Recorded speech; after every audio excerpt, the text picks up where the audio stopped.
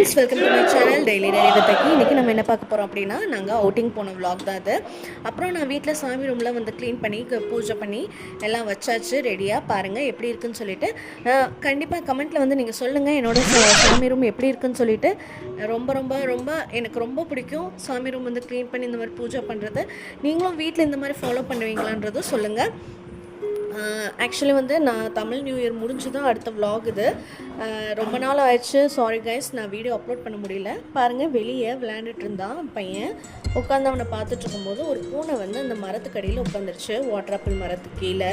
அது பாருங்கள் குறுகுறுன்னு பார்த்துக்கிட்டே இருக்குது. கிட்ட போனால் ஓடிடுது. ஸோ அதனால தான் நான் இங்கேருந்தே வீடியோ எடுக்கிறேன், கிட்ட போகலை. பாருங்களேன், அது ஸ்லோவாக எப்படி திரும்பி பார்க்குதுன்னு சொல்லிட்டு என்ன வேணும்னே தெரியல. அது சும்மா முழிச்சு பார்த்துட்டு இருந்துச்சு. அப்புறம் நாங்கள் போத்தீஸ்க்கு ட்ரெஸ் ஷாப் பண்ண போயிருந்தோம். அப்போ என் பையன் பாருங்கள், அங்கே ஒரு பலூனை வந்து வச்சுருந்தாங்க. அதில் வந்து வெடிக்கணும், அப்போ தான் வந்து ப்ரைஸு. அதுக்கு வந்து அவன் பாருங்கள், அவனுக்கு வீட்டிலன்னா 4-5 பலூனை உடைப்பான். இங்கேனா உடைக்கிறதுக்கு அவனுக்கு கஷ்டமாக இருந்துச்சு. ஆனால் எப்படியும் அவங்க ப்ரைஸ் கொடுத்துட்டாங்க சின்ன பையன்றதுனால. அப்புறம் அவன் வந்து இந்த பால் ரிங்கை வச்சு விளையாண்டுட்டு இருந்தான்.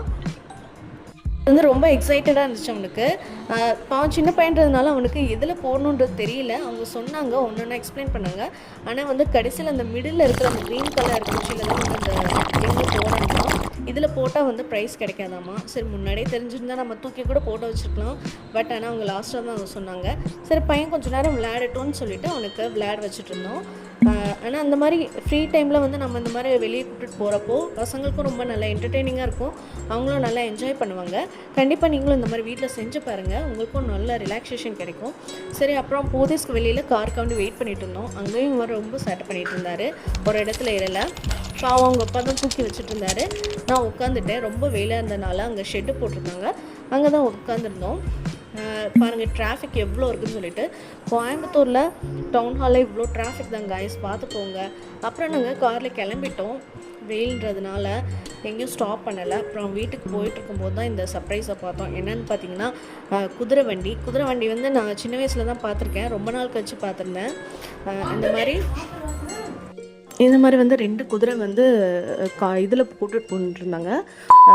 ஏதோ ஃபங்க்ஷனுக்குன்னு நினைக்கிறேன், மேரேஜ் ஃபங்க்ஷனுக்குன்னு சொல்லிட்டு.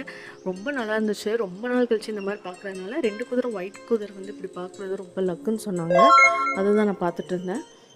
ரொம்ப நல்லா இருந்துச்சு, ஹாப்பியாக இருந்துச்சு. நீங்கள் என்ன சொல்கிறீங்க கைஸ்? இந்த மாதிரி நீங்களும் பார்த்துருக்கீங்களா? அப்புறம் கார்லேயும் ஒரு இடத்துல இல்லை, ரொம்ப சேட்டை பண்ணிகிட்டு இருந்தான். பாருங்கள், ஒரு இடத்துல இரல அவங்க அப்பா வேறு திட்டிகிட்டே இருந்தார், டே உட்கார்ட ஒரு இடத்துலன்னு சொல்லிட்டு. சரி கைஸ், தேங்க்யூ ஃபார் வாட்சிங்.